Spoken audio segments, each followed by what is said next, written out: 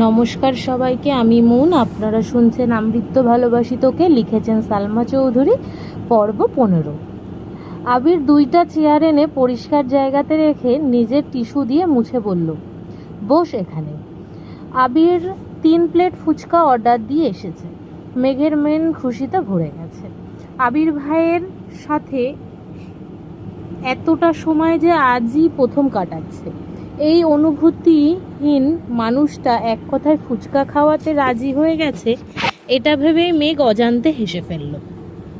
আবির পাশের চেয়ারে বসতে বসতে চোয়াল শক্ত করে বলল, বেবুকের মতন হাসছিস কেন? আবিরের কথায় মেঘ কিছুটা ভ্যাবাচাকা খেল। ভনিত ছাড়াই জবাব দিল, এমনি। ততক্ষণে ফুচকা চলে এসেছে। 3 প্লেট ফুচকা দেখে মেঘ জিজ্ঞাসু দৃষ্টিতে তাকিয়ে বলে, এত ফুচকা কি আমাদের? আবির উদ্বেলিত ভঙ্গিতে বলে, শুধু তোর। এগুলো খাওয়ার পর মন চাইলে আরও নিতে পারিস। মেঘ আশ্চর্য নয়নে তাকিয়ে আছে। সহসা 2 অধরের মাঝে ফাঁকা হয়ে গেছে। মেঘের দিকে চেয়ে আবির কপাল গোটায় বিরক্তি নিয়ে বলল, মুখটা বন্ধ করে খা। মেঘ প্রথম প্লেট হাতে নিয়ে চুপচাপ খাওয়া শুরু করলো। আবির বসে বসে ফোন চাপছে। মেঘ আকপাজ না ভেবে 1 প্লেট ফুচকা কয়েক মুহূর্তে নির্বাণ করে ফেলল। দ্বিতীয় প্লেট হাতে নিয়ে আবির ভাইয়ের দিকে তাকালো। তারপর সচেতন কণ্ঠে প্রশ্ন করলো, আবির ভাই, আপনি খাবেন না ফুচকা? আবির গুরুভার কণ্ঠে বলল, আমি এসব খাই না। মেঘ কোমল কণ্ঠে বলল, আজ একটু খেয়ে ফেলুন, অনেক সুস্বাদু। আবির ফোনের থেকে দৃষ্টি সরিয়ে মেঘের দিকে ক্ষুদ্র চোখে তাকালো। দাঁত খিচে বলল, তুই খাচ্ছিস খা, আমি খাবো না। মেঘের প্রেমানুভূতি এতটাই তীব্র যে আবিরের তপ্ত স্বরের কথাগুলো কানেই যাচ্ছে না। হাস্যোজ্জ্বল মুখে আবির ভাইয়ের দিকে চেয়ে আহ্লাদি কণ্ঠে বলল, একটা খান না প্লিজ। আবির তীক্ষ্ণ দৃষ্টিতে চাইল। অকস্মাৎ অভিব্যক্তি বদলে গেল আবিরের। খড়খড়ে কণ্ঠে বলল, দে। মেঘ তৎক্ষণাৎ প্লেট বাড়ালো আবির ভাইয়ের দিকে। আবির ভুরু কুঁচকে বিরক্তি নিয়ে বলল, একটা ফুচকার জন্য আমি হাত নষ্ট করতে পারবো না, তুই খাইয়ে দে। মেঘ চোখ বড় করে তাকালো, জিভ দিয়ে ঠোঁট ভেজালো। মেঘের ডাগর ডাগর চোখে তাকানো দেখে আবির নিজের দৃষ্টি সংযত করে ফোনের দিকে তাকালো। মেঘ ধীর হস্তে ফুচকায় টক দিয়ে আলতো হাতে আবির ভাইয়ের মুখের সামনে ধরতেই আবির হা করল। মেঘ 2 আঙুলে কোনো রকমে ফুচকা মুখে দিয়ে হাত সরালো দূরে, যেন আবির ভাইয়ের ছোঁয়ায় কারেন্টের শক খেয়েছে। ফুচকা মুখে পড়তেই আবির ভুরু কুচকে চোখ বন্ধ করলো, কোনো রকমে গিলল। দাঁত কিরকির করে দাঁতে দাঁত চেপে গম্ভীর কণ্ঠে বলল, উফ, কিভাবে খাস এত টক? মেঘ দাঁত বের করে হাসে, ঠাট্টার স্বরে বলে, এভাবেই। আবির দাঁতে দাঁত চেপে ধরে আছে, ক্ষুদ্র চোখে তাকিয়ে আছে অষ্টাদশীর পানে। কিছু বলতে চেয়েও বলছে না। হঠাৎ চোখ পড়ে দূরে। রাকিব দূর থেকে ফোন ধরে দাঁড়িয়ে আছে আর দাঁত কেলিয়ে হাসছে। আবির কপাল কুঁচকে তাকালো। মেঘের চেয়ারের পেছনে হাত নিয়ে 2 আঙুল ইশারা দিল। সঙ্গে সঙ্গে ফোন পকেটে রেখে জায়গা ত্যাগ করলো রাকিব। মেঘ আপন মনে ফুচকা খাচ্ছে। দ্বিতীয় প্লেটের শেষ ফুচকায় অতি সামান্য টক দিয়ে আবির ভাইয়ের দিকে বাড়ালো। আবির সঙ্গে সঙ্গে হুঙ্কার দিয়ে উঠল, আর খাবো না। মেঘ পল্লব ঝাপটে অধর নেড়ে বলল, একটা খাইতে নেই, এটাই শেষ প্লিজ। আবির আগে থেকেই ভুরু গুটিয়ে চোখ বন্ধ করে হা করলো। তবে এটাতে টক কম দেওয়ায় তেমন প্রভাব পড়েনি। কোনো রকমে খেয়ে নিল ফুচকাটা। একটু পানি খেয়ে মেঘের দিকে তাকিয়ে গম্ভীর কণ্ঠে শুধালো, একটা খেলে কি হয়? মেঘের ঠোঁটে ফুটে ওঠে রক্ত জবান্নায় হাসি। তৎক্ষণাৎ হাসি থামিয়ে বলল, একটা খেলে পানিতে পড়ে যেতেন। আবির বোকার মতো চেয়ে আছে মেঘের দিকে। কয়েক মুহূর্ত পর দীর্ঘশ্বাস ফেলে বিরক্তি নিয়ে বলল, কি কোত্থেকে শুনিস এসব আজগুবি কথাবার্তা? মেঘ বিশ্বের ন্যায় মাথা দুলিয়ে বলল, আমার সোর্স আছে। মেঘ মাথা নুইয়ে মুচকি হাসে। আবির মেঘের কথা শুনে কপাল গোটায়। কণ্ঠ দ্বিগুণ ভারী করে অকস্মাৎ বলে ওঠে, আমি পানিতে পড়লে তো তুই সবচেয়ে খুশি হতিস। মেঘের উদ্বেলিত মনোভাব কমে আসে, ক্ষিপ্ত চোখে তাকায় আবিরের দিকে।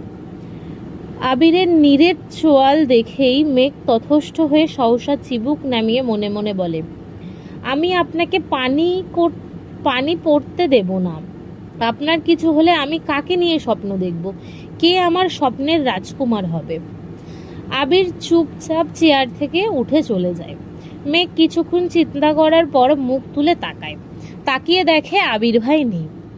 পেছনে ঘুরে দেখলো আবির ভাই টাকা দিচ্ছেন। 1 মিনিটের মধ্যেই আবির এসে চেয়ারের হাতল ধরে দাঁড়িয়ে বলল, তোর খাওয়া শেষ হয়েছে? মেঘ মাথা নেড়ে হ্যাঁ বলল। আবির 2টা টিস্যু এগিয়ে দিল মেঘের দিকে। আবির খড়খড়ে কণ্ঠে বলল, চল তাহলে।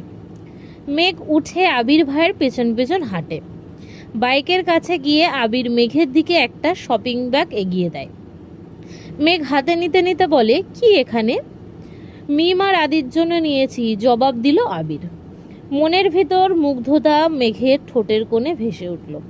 আবির ভাইকে সে কখনোই বলতেই পারতো না মিম আর আদির জন্য নেওয়ার জন্য। মেঘকে যে খাওয়াতে এনেছে এটাই অবাক কাণ্ড, আবার তাদের জন্যও নিচ্ছে। মেঘ মিড়বিড় করে বলল, বাহ আবির ভাই। আবির চোখ পাকিয়ে তাকালো, হালকা স্বরে ধমকে উঠল, এই মেয়ে উঠবি? মেঘ সঙ্গে সঙ্গে আবিরের দিকে তাকায়, স্বাভাবিক হয়ে ওঠে, বসে বাইকের ব্যাক সিটে। বাসার সামনে নামিয়ে দিয়ে আবির চলে যায়। মেঘ খুশিতে গদগদ হয়ে মিমার আদির কাছে যায়। আবির মসজিদে মাগরিবের নামাজ পড়ে বাইক স্টার্ট দেয়। একেবারে এসে থামে বন্ধুদের আড্ডার মহলে। রাকিব আর রাসেল আড্ডা দিচ্ছিল। মোবারক আর নীলম এখনো আসেনি, রাস্তায় আছে মনে হয়। আবির বাইক থেকে নামতে নিলে রাকিব দাঁত কেলিয়ে হাসতে হাসতে জড়িয়ে ধরতে যায় আবিরকে। আবির বাইক থেকে নেমে 2-3 ঘুষি বসিয়ে দেয় পেটে। ঘুষিগুলো অত জোরে না লাগলেও রাকিব কিছুটা নত হয়ে যায়। রাসেল বসা থেকে উঠে দাঁড়িয়ে আতকে উঠে বলে, কি হয়েছে তোদের? রাকিব কিছুটা স্বাভাবিক হয়ে বলে, উফ, এমনে কেউ মারে? আবির রাগান্বিত কণ্ঠে বলল, তোর যেমন মুখ বেশি চলে আমার তেমনি হাত বেশি চলে। রাসেল পুনরায় সন্থ কণ্ঠে বলল, আরে হয়েছেটা কি বলবি আমায়? রাকিব হাসতে হাসতে জবাব দিল, আর বলিস না, আবিরকে বিকালে ফুচকার দোকানে দেখে আমি পুরাই টাসকি খাইছি। যেই আবির এত বছরে ফুচকার দোকানের আশেপাশে যায়নি, সে কেন ফুচকার দোকানে আসছে আমার জানতে হবে না? আমি দৌড়ে গেছি আবিরের কাছে। আবিরের পাশে মেঘকে দেখে আমি তো আরও অবাক। খুশি মনে ওদের আপ্যায়ন করার জন্য বলে ফেলেছিলাম আমার পক্ষ থেকে ফুচকা খাওয়াবো, সেই ঝাল এখন মেটাচ্ছে। আবির গম্ভীর কণ্ঠে বলল, ও আমার কাছে জীবনে প্রথম ফুচকা খাওয়ার আবদার করেছে, তুই কেন খাওয়াবি? রাসেল সহসা বলে উঠল, ঠিকই তো, আবিরের ওকে তো আবিরই খাওয়াবে। রাকিব পুনরায় ঠাট্টার স্বরে বলল, এর জন্যই তো আমি বলেছিলাম সারা জীবন তো আবিরই খাওয়াবে, এবার না হয় আমি খাওয়াই। রাসেল ভ্রু কুঁচকে তাকিয়ে বলল, তুই কি এই কথা ওদের সামনে বলে ফেলেছিলি? রাকিব আবার বলল, একটু বলছি না, মানে আবার আমার কি দোষ? উত্তেজনায় মেঘকে প্রথমে ভাবি বলে ফেলতে চাইছিলাম। রাসেল অবাক দৃষ্টিতে চেয়ে রইল রাকিবের দিকে, আকস্মাৎ বলে উঠল, ঠিকই আছে, আরও খামার। রাকিব আবিরের দিকে তাকিয়ে নাক টেনে কিছুটা আবেগী কণ্ঠে বলল, মাফ করে দে ভাই, মুখ ফুসকে আর কিছু বলবো না। আবির তীক্ষ্ণ দৃষ্টিতে তাকিয়ে রাগান্বিত কণ্ঠে বলল, মুখ ফসকে বলেছিলি ভালো কথা, তুই আমাদের রোমান্টিক মুহূর্তে ব্যাগরা দিচ্ছিস কেন? আমি কি তোর প্রেম কখনো ব্যাগরা দিয়েছি? রাকিব ভেঙচি কেটে বলল, আমারটা তো মেঘের মতো এত লক্ষ্মী না, আজ পর্যন্ত একটা ফুচকাও নিজের প্লেট থেকে দেয়নি আমাকে, বরং আমার প্লেট থেকে আরও নিয়ে নেয়। আবির তীক্ষ্ণ দৃষ্টিতে তাকায়। কিছু বলার আগে রাকিব পুনরায় বলা শুরু করলো, মেঘ তোর জন্য সারাদিন না খেয়ে বসে থাকতে পারে, আর আমারটা এক গামলা খেয়ে তারপর আমার সাথে ঝগড়ায় লাগে। যদি ঘুরতেও নিয়ে যাই, বাসা থেকে বের হয়ে সে আগে ফুচকা, চটপটি, হালিম খেয়ে নেয় একা একা, তারপর আমার সাথে দেখা করতে আসে। আমি যেখানে নিজে শান্তিতে প্রেম করতে পারছি না, সেখানে তোকে কেমনে করতে দেই? আবির কপাল গুটিয়ে ক্ষুদ্র চোখে তাকিয়ে আছে। রাসেল সহসা বলে, রাকিব তুই কি করছিস তুই? রাকিব আবারও হাসি শুরু করলো। এবার হাসির মাত্রা দ্বিগুণ বেড়ে গেছে। হাসতে হাসতে বলল, রাসেল রে, তোকে তো একটা জিনিস দেখানোই হয়নি। আয় বস, একটা ওএমজি জিনিস দেখাই তোকে। আবিরের দিকে তাকিয়ে পুনরায় দাঁত কেলিয়ে বলল, আয় নিজের কুকীর্তি দেখে যা। তিন বন্ধু চেয়ার টেনে বসেছে, এর মধ্যে মোবারক ও মিলনও এসেছে। 5 জনেই চেয়ারের কাছাকাছি এনে বসেছে। আবির ভেবেছিল ছবি দেখাবে, তাই এতটা মনোযোগ দেয়নি, কিন্তু রাকিব একটা ভিডিও অন করলো। পিছন থেকে ভিডিও করেছে। মেঘের হিজাবের কারণে মুখটা তেমন ভাসেনি, কিন্তু আবিরের মুখের এক পাশ স্পষ্ট বোঝা যাচ্ছে। মেঘ আবিরকে মুখে তুলে ফুচকা খাইয়ে দিচ্ছে। এতটুকু দেখেই মোবারক আর রাসেল চিৎকার দিয়ে ওঠে, আবির তুই ফুচকা খাইছিস? নীলাম আতর্কিত কণ্ঠে বলল, আবির তুই এক মেয়ের পাশে বসে ফুচকা খাচ্ছিস, তাও মেয়ে খাইয়ে দিচ্ছে? রাসেল এবার হাস্যোজ্জ্বল মুখে বলল, এটা এক মেয়ে না রে, আবিরের জীবনের একমাত্র মেয়ে। মোবারক আবিরের দিকে চেয়ে সহসা বলে ওঠে, মেঘ নাকি নাম শুনেছিলাম, উনিই কি সে? আবির শুধু উপর নিচ মাথা নাড়ায়। লিমন অভিযোগের কণ্ঠে বলে, এটা আমি মানতে পারলাম না, সেদিনও তো তোকে কত জোর করলাম ফুচকা খেতে, চেপে ধরেও তোকে খাওয়ানোও গেল না, আর আজ? রাকিব দাঁত কেলিয়ে হেসে বলল। মেঘ কিছু বললে আবির আবার না করতে পারে না। 3 বন্ধু অবাক চোখে তাকিয়ে রইল আবিরের দিকে। রাসেল সহসা বলে উঠল, তুই তো টক খাস না জীবনেও, ফুচকা কেমনে খেলি? আবির মুচকি হেসে জবাব দিল, শুধু টক কেন, ও আমায় বিষ দিলে আমি সেটাও চুপচাপ খেয়ে নেব। 4 বন্ধু এবার বিস্ময়কর দৃষ্টিতে আবিরের দিকে তাকালো। কয়েক মুহূর্ত সবাই চাওয়াচাওয়ি করলো। মোবারক হাসি মুখে বলল, বিয়ে কবে খাচ্ছি বন্ধু? আবির ঠাট্টা স্বরে বলল, আর বিয়ে? লিমন কিছুটা চিন্তিত হয়ে বলল, কেন, কি হয়েছে? আবির কিছু বলার আগেই রাকিব হাসতে হাসতে বলে উঠল, সেদিন যদি মেঘ রাজি হইতো তাহলে আবির আজ বিবাহিত থাকতো। তন্মধ্যেই রাসেল বলল, তুই মেঘকে কবে প্রপোজ করলি, আর কবেই বা রিজেক্ট করলো শুনলাম না তো? আবির চোখ মুখ গোটালো, তীক্ষ্ণ দৃষ্টিতে চাইলো রাসেলের দিকে। রাকিব পুনরায় বলল, আরে দূর, প্রপোজ না, আবির মেঘকে বলেছিল তুই পড়াশুনো না করলে বাদ দে, করতে হবে না তোর পড়াশোনা, কিন্তু মেঘ বেচারি বুঝলই না, বলে বসলো পড়াশুনো করব। লিমন কিছুটা ভেবে বলল, পড়াশুনো না করলে কি করতি? আবির দাঁত খিচে বলল, পড়াশুনো করবে না বললে 1 ঘন্টার মধ্যে কাজী এনে বিয়ে করে ফেলতাম। রাসেল সশব্দে হেসে উঠল আর বলল, মেঘ যদি রাজি না হতো? আবির রাগান্বিত কণ্ঠে জবাব দিল, জোর করে বিয়ে করলে রাজি কি আবার? লিমন, মোবারক আর রাসেল এত বেশি জানে না। রাকিব আবিরের সব কিছু জানে। রাকিবের সাথে রাসেল চলাফেরা করার রাসেল টুকটাক জানে। লিমন দাঁত বের করে ঠাট্টা কণ্ঠে শুধালো, বিয়েটা তো মেঘকে বলেই করতে পারিস, তাহলে তো আরও বিয়েটাও খেতে পারি, আর তোর বউ বিয়ের পরে পড়াশুনো করতে পারে। আবির দীর্ঘশ্বাস ফেলল, কণ্ঠ খাদে নামিয়ে বলল, এই কাজ আমি কখনোই করব না। মোবারক প্রশ্ন করল, কেন?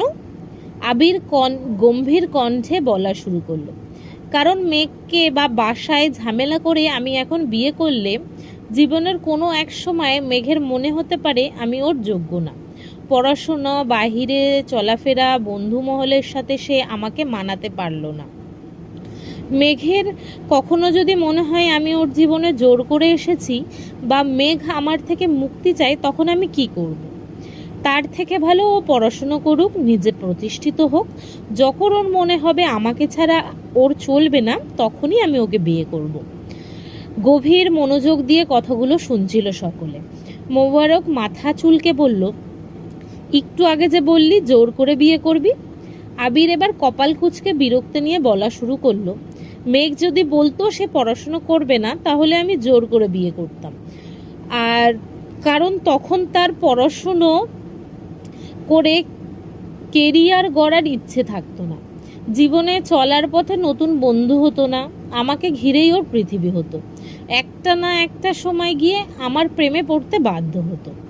লিমন এতক্ষণে নীরব থাকলো, এবার চিন্তিত স্বরে বলল, সবই বুঝলাম, কিন্তু ভাবির জীবনে যদি অন্য কেউ চলে আসে, তখন কি তুই ভাবিকে ছেড়ে দিবি? রাকিব ফিক করে হেসে উঠল, তাচ্ছিল্যের স্বরে বলল, যা বলছিস তুই? আবির দেবে মেঘকে ছেড়ে? হাসাইলি? এই আবির দেশেই আসছে এক ছেলেকে পিটাইতে। ছেলের অপরাধ কি? ছেলে মেঘের সাথে কথা বলার চেষ্টা করেছিল, কথা বলার চেষ্টাতেই ছেলে এখনো হাসপাতালে ভর্তি। যদি প্রেম করার চিন্তা করে, তখন আবির কি করবে তোরাই ভাব।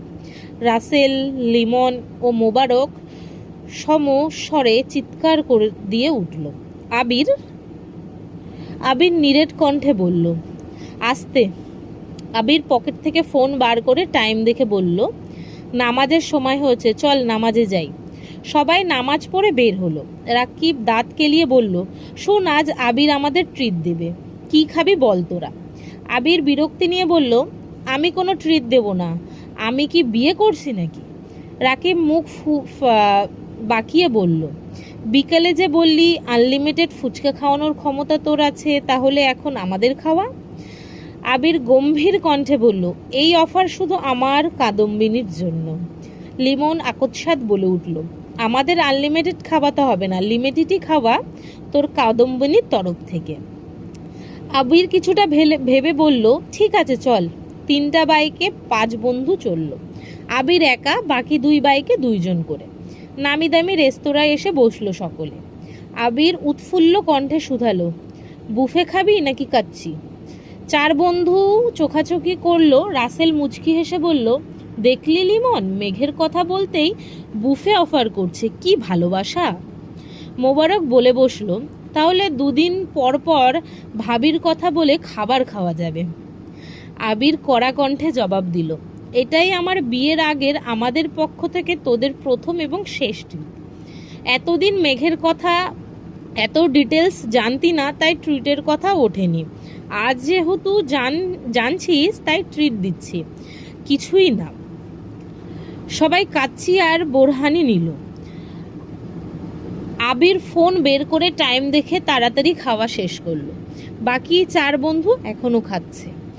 আবির হাত ধুয়ে টিস্যু দিয়ে হাত মুছতে মুছতে বলল, তোরা কি আর কিছু খাবি?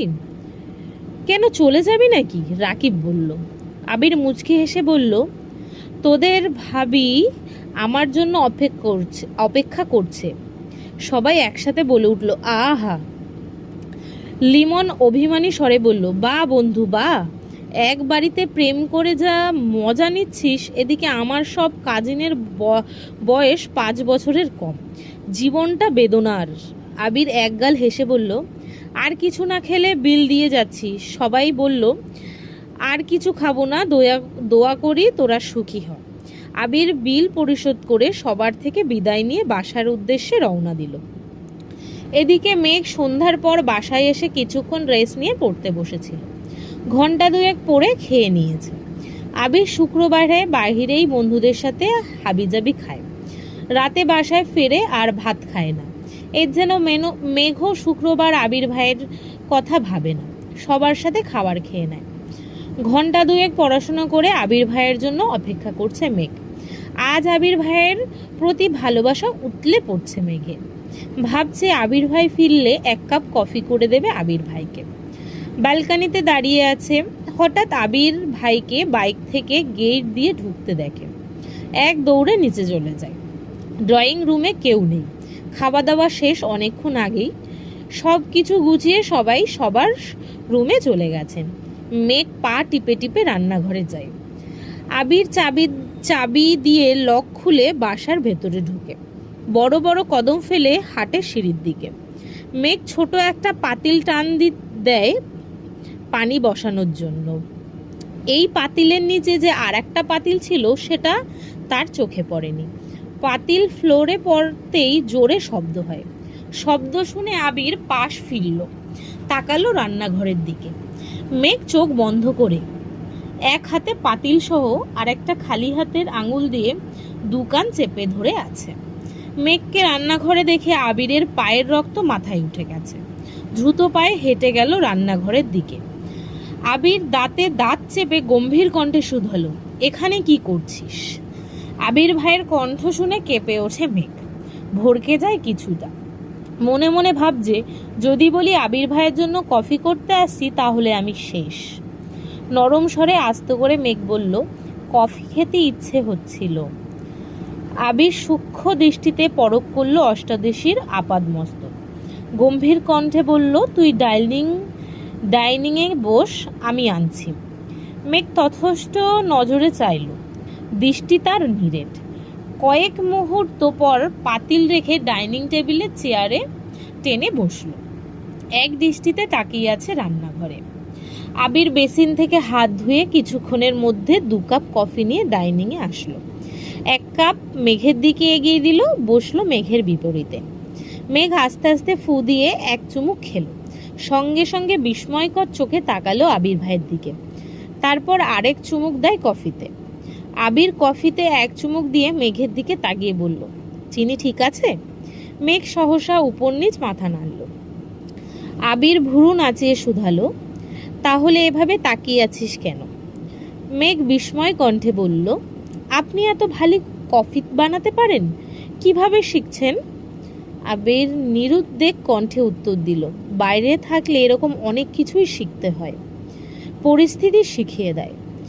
মেঘ কি বুঝলো কে জানে, একগাল হেসে বলল, থ্যাংক ইউ আবির ভাই। অকস্মাৎ আবিরের অভিব্যক্তি বদলে গেল। ভুরু কুচকে ধমকের স্বরে বলে উঠল, বাড়িতে এতগুলো মানুষ আছে, সাথে একজন হেল্পিং হ্যান্ড থাকার পরও তুই রান্নাঘরে ঢুকলি কোন সাহসে?